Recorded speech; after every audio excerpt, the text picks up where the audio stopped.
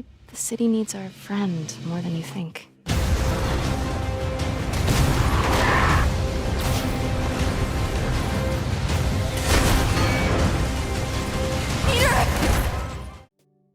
So you finally got your hands on a Steam Deck in 2025. Welcome to the handheld revolution, where your backlog now follows you to the bathroom, the bus, and that one awkward family dinner.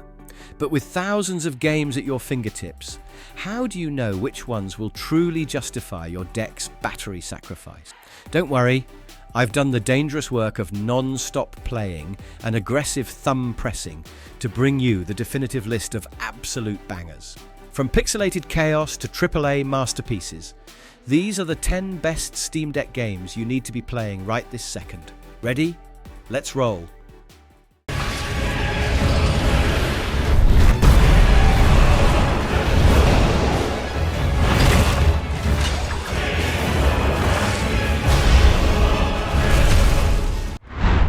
Elden Ring Nightreign.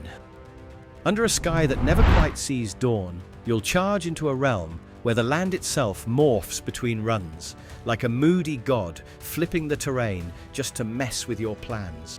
Here, night is basically the main villain, instead of a backdrop.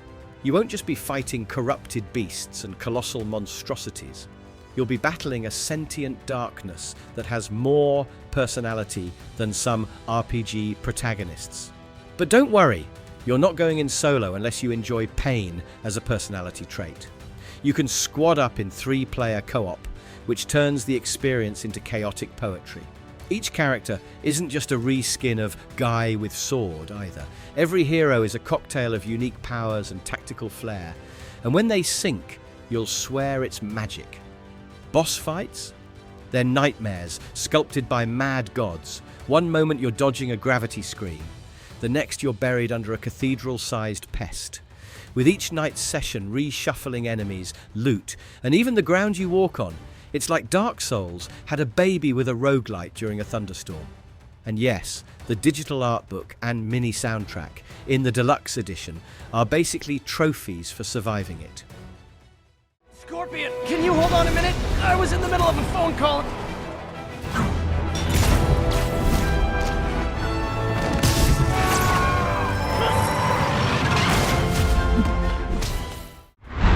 Marvel's Spider-Man Remastered. Swinging through the city in true Spidey fashion feels like poetry in motion. If poetry also involved roundhouse kicking thugs off rooftops and webbing a car mid-chase. This Spider-Man isn't your fresh out of high school wall crawler. This guy's a veteran. 8 years into his crime-fighting career, he juggles life, love, and lunatic villains with the finesse of someone whose life is definitely not in balance.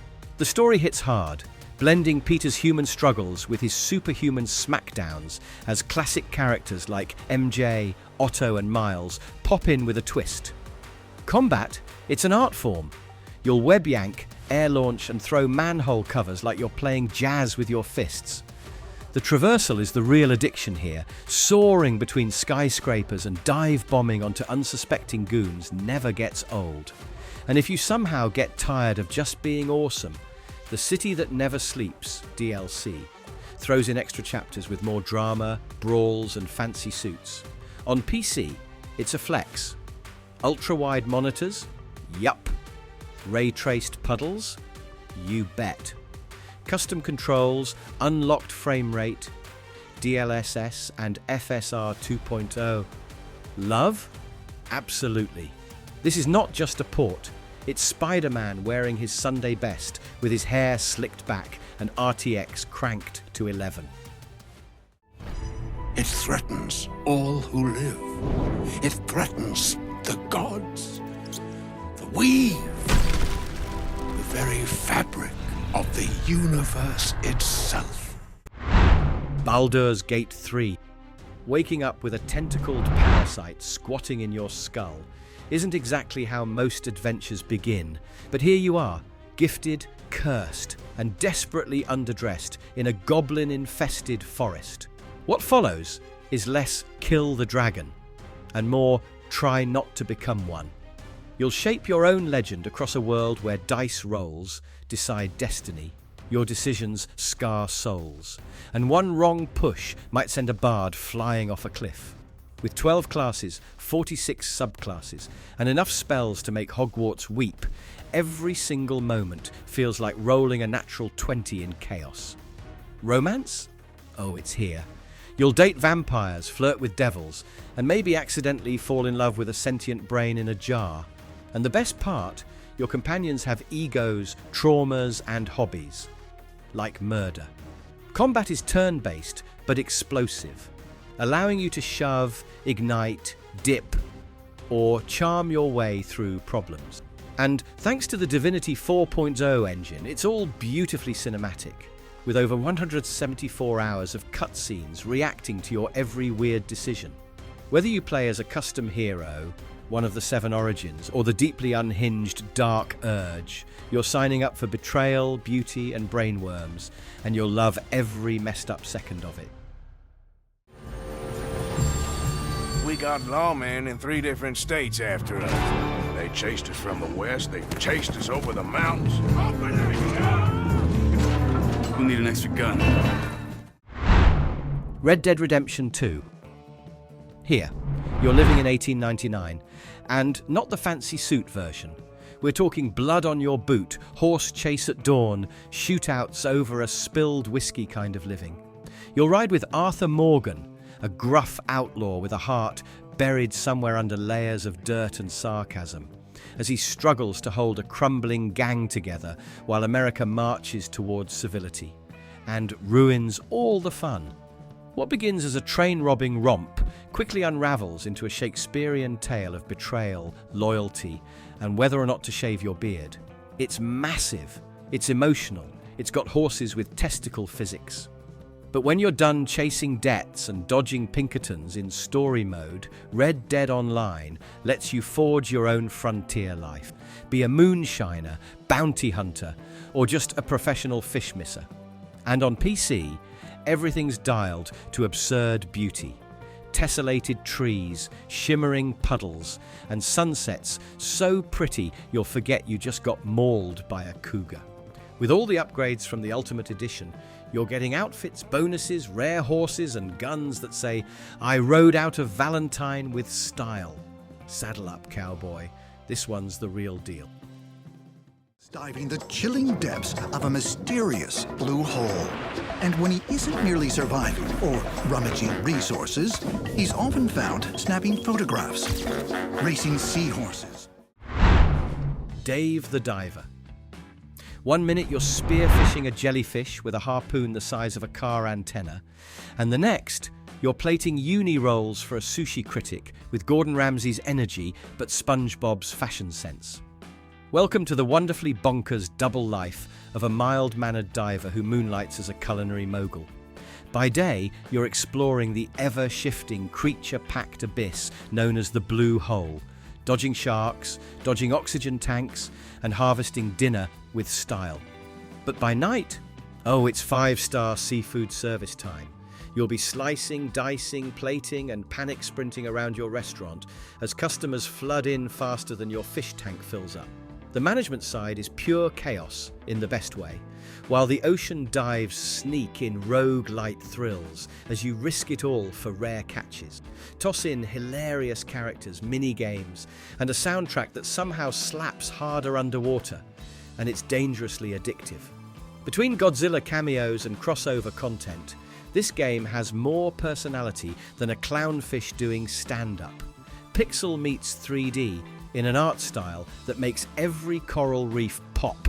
And honestly, it's almost too relaxing for how many times you'll get eaten. It's part aquarium, part Hell's Kitchen, and somehow it works like magic.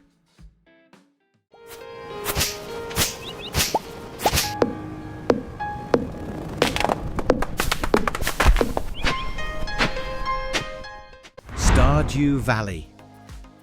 You'll start with a rusty hoe, 2 dead parsnips, and a field that looks like it lost a war with weeds, and somehow you'll end up with a thriving farm, a loving spouse, a pet chicken named Jazz Hands, and an emotional attachment to pixelated villagers who speak in ellipses. This isn't just about farming, it's a full-blown rural renaissance. between fishing, fighting slimes in the mines, and trying to remember who likes mayonnaise as a gift. Spoiler, way too many people. You'll be lost in a loop of cozy chaos. The town's got a dark side too, thanks to Joja Corporation, the local megacorp, trying to replace community spirit with vending machines. Your job? Choose rebellion. Fix the town yourself, or sell your soul to capitalism. Either way, there's marriage, festivals, hidden events, cave spelunking, and cooking recipes that give you buffs like slightly faster walking. With 8-player co-op, it becomes an adorable multiplayer mess, where everyone fights over who forgot to water the strawberries. And did I mention you can literally dig up ancient artifacts and donate them to a museum? It's wholesome crack disguised as an indie game. And once you plant that first seed, you're in it for the seasons, emotionally and agriculturally.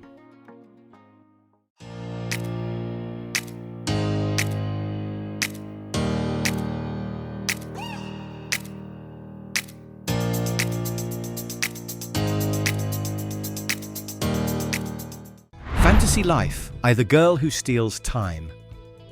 One moment you're planting carrots in your cozy little village. The next you're hurtling through time on the back of a fossil-guided dragon into a forgotten civilization. Because apparently saving the world is just part of the daily to-do list.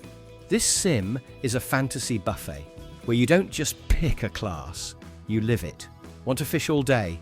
Go for it. Feel like baking pies or crafting swords? Why not both? With 14 quirky lives to bounce between, you're basically a part-time blacksmith, part-time paladin, and full-time nap dragon enthusiast. Yep, nap dragon. And if you pick up the deluxe edition, you'll be riding one like it's your mythical Vespa. Combat's delightfully casual. The island's upgrade system lets you reshape the land like a fantasy version of The Sims with shovels, and the narrative jumps between timelines like it's got a TARDIS in its pocket.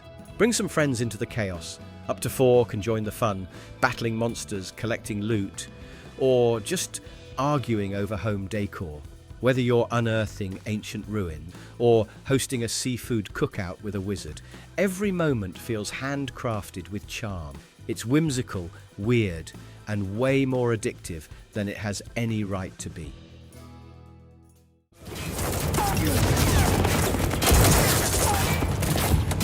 Initiating combat mode. Go! Destination confirmed. Woo! That's what I'm talking about!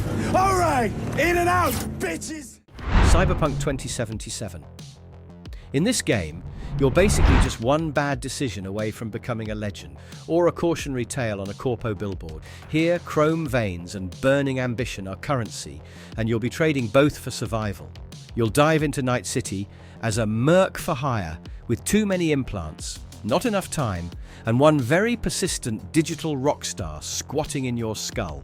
Hack cameras with a blink, slow-mo shoot through a gang hideout, or seduce an info broker for a gig gone sideways. Every choice will etch your legacy or get you smoked trying. This Ultimate Edition brings you phantom liberty and a galaxy of free 2.2 goodies like customizable cyberware, tattoos, paint jobs for your high-end hoopties, and a photo mode that's practically its own RPG. Combat's sharper, driving is smoother, and the city's more alive than ever. Yes, even that one corner where a guy used to T-pose into traffic. With branching storylines, dozens of endings, and dialogue that stings like a switchblade. This isn't just about beating the system, it's about becoming the glitch in it. So suit up, plug in, and remember, style is survival in Night City.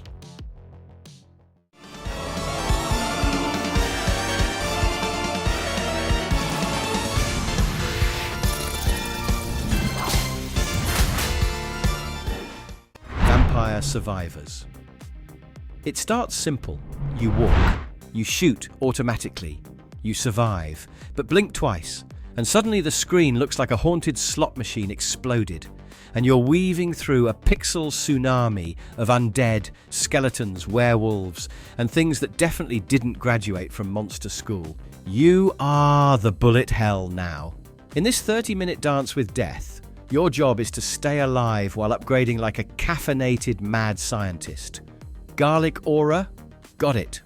Magic bouncing books? Sure. Giant laser bird? Absolutely. Each weapon stacks into a symphony of chaos, and the longer you last, the more absurd it gets. And now, with up to 4-player local co-op, you can drag your friends into the madness, because nothing says bonding like watching them explode into pixel dust at the 28-minute mark. Despite the lo-fi graphics, it oozes style and strategy, and every run means more gold, more unlocks, more insane combos to discover. One moment you're panicking over a single bat, and by the end, you're mowing through thousands like you're a demonic lawnmower on a caffeine binge. It's cheap, addictive, and somehow delivers the dopamine hit of a AAA RPG, without even needing a jump button. This is survival stripped to its purest, most chaotic form. Let's say hello to Jimbo. He's just a joker. In any other game, he's left out the deck and has no value. Balatro. Your dealt a hand. Seems harmless enough, until that hand triggers a joker that triples all flushes, activates a tarot card that mutates your queens into cosmic bulldozers, and unlocks a planet card that makes every straight feel like a small thermonuclear event. Welcome to the ultimate poker fever dream, where Texas Hold'em gets thrown into a blender with roguelike madness, sprinkled with CRT fuzz and dipped in colourful synthwave. Forget about bluffing. This is about building a hand so monstrous it breaks math itself. Each joker has unique, sometimes cursed, powers that can flip the game on its head. And with 150 of them lurking, every run becomes a new spiral into joyful chaos. The synergy combos get so deep, you'll start dreaming in royal flushes and card burn mechanics. Whether you're finessing your way through 8 difficulty levels or triggering a joker variant that makes your cards explode into chip fountains, it's all about that satisfying pop when a ridiculous hand lands. Balatro teaches you the rules just long enough to set them on fire. This game is a casino possessed by a glitch demon, and once it gets you, good luck putting it down. And there you have it. 10 glorious ways to kill your free time, your productivity, and quite possibly your sleep schedule, all courtesy of the Steam Deck's magical screen. The best part? You can switch between these masterpieces faster than your deck can scream for a charger.